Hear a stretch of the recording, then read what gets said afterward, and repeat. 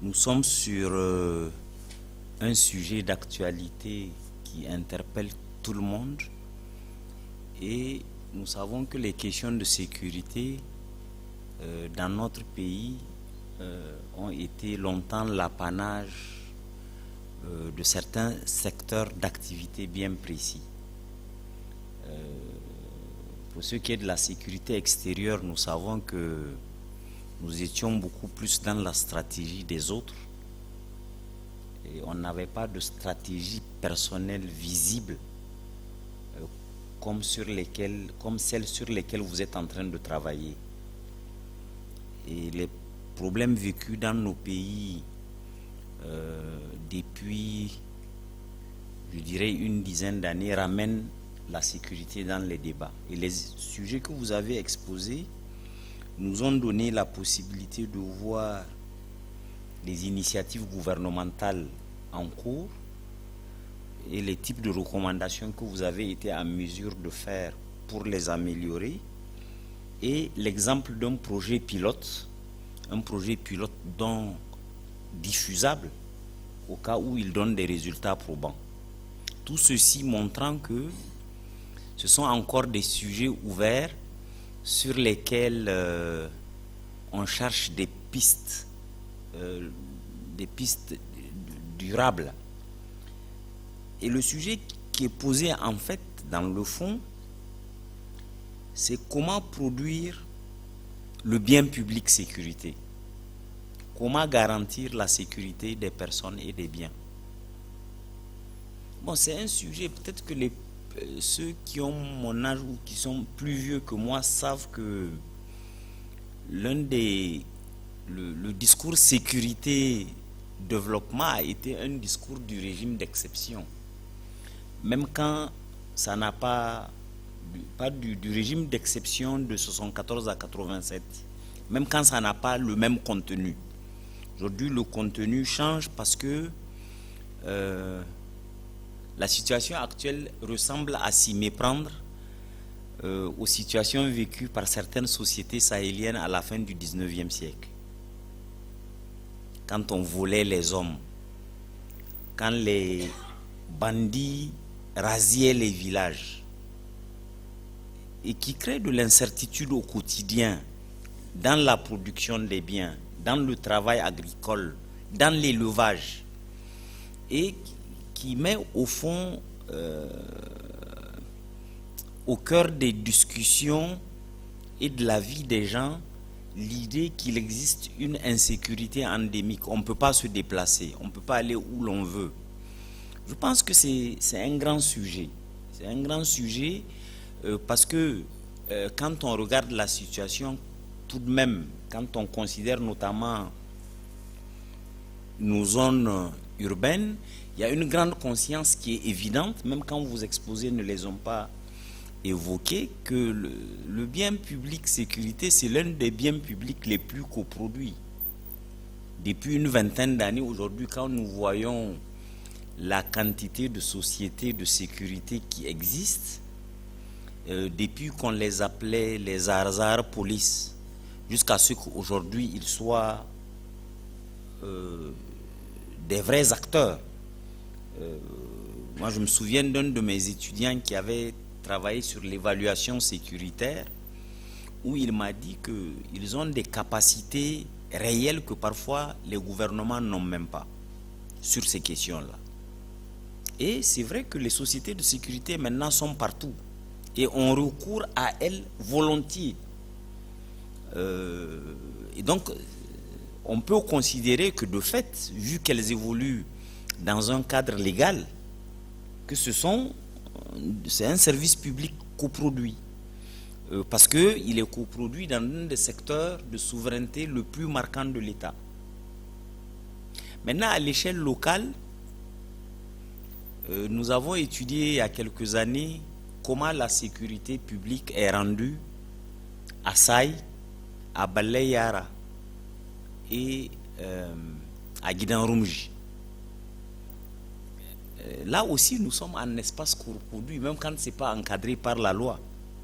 On sait la faiblesse numérique de la gendarmerie dans ces localités.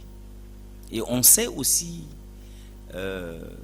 leur capacité réduite en termes de moyens, où dans certaines situations, les populations sont amenées à financer les déplacements de ces forces de l'ordre, qui n'ont pas toujours les capacités requises en termes de carburant, par exemple.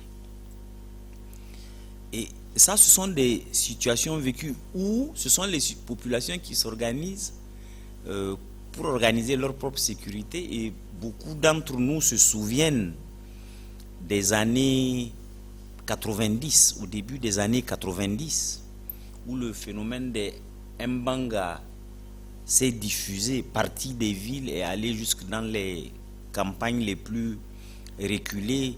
Bon, le problème des Mbanga, c'est toujours la question des milices. À un moment, elles assurent la sécurité. À un moment, c'est leur propre sécurité qu'elles assurent. Elles roulent pour elles-mêmes. Et donc, c'est extrêmement difficile à gérer. Au fond, nous sommes dans des situations où il faut inventer cette sécurité-là. Et vos exposés le montrent bien. Vous, ce que vous avez montré, c'est que vous êtes en train de tenter de produire une politique globale en la matière. Et vous, c'est un projet pilote. Donc, s'il marche, il peut être généralisé dans la prise en charge des sécurités à l'échelle locale. Bon, restent les articulations. Comment, ce que vous avez dit est très intéressant. Comment on peut articuler la vision nationale à l'initiative locale? Nous sommes bien en décentralisation, hein. Dans la décentralisation, c'est l'État qui décide de se réorganiser. L'initiative locale ne veut pas dire que c'est une initiative qui est déconnectée de toute initiative nationale. Donc, comment penser ces articulations? Je pense que ce sont des sujets qui me paraissent ouverts. Il y a beaucoup de questions qui se posent en la matière, mais le problème à résoudre, il est là.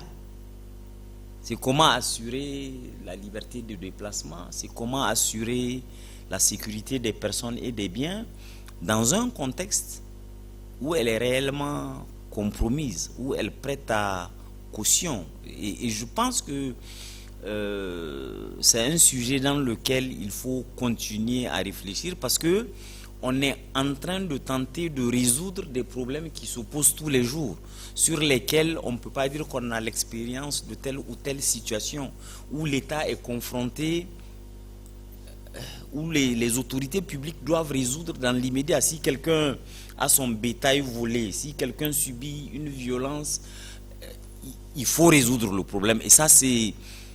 Parfois, on n'a pas le temps de penser. Parfois, on improvise. Parfois, quand l'État intervient, c'est trop tard.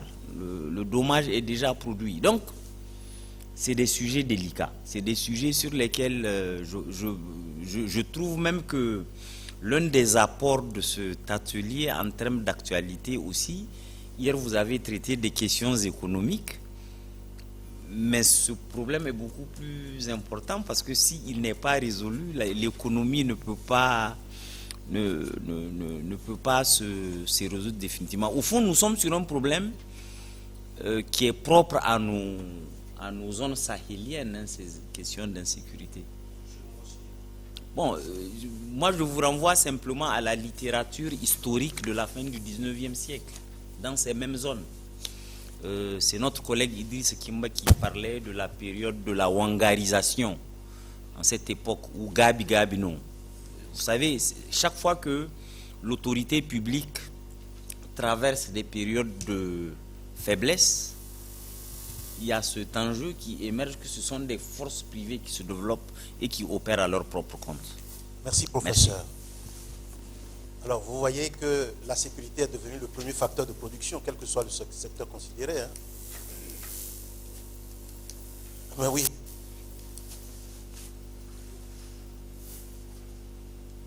J'ai vu une très forte concentration durant les exposés. Pourquoi cet état d'âme ou d'état d'esprit? Je me suis senti, excusez-moi, un peu au cimetière à un moment donné. Je dis, Parce que à dans durer. les autres, avec les autres panels, j'entendais des bruits de fond dans la salle, mais cette fois-ci, tout le monde est concentré. Tant mieux, ça veut dire qu'on pourra faire de cette communication sur la sécurisation du territoire le plus grand des enjeux de développement territorial au Niger, un peu aussi comme chez moi. Hein. Parce que vous savez, ils ont traversé déjà les frontières, hein, ils sont déjà au Bénin, là, ils nous frappent tout le temps maintenant. Alors, chers amis,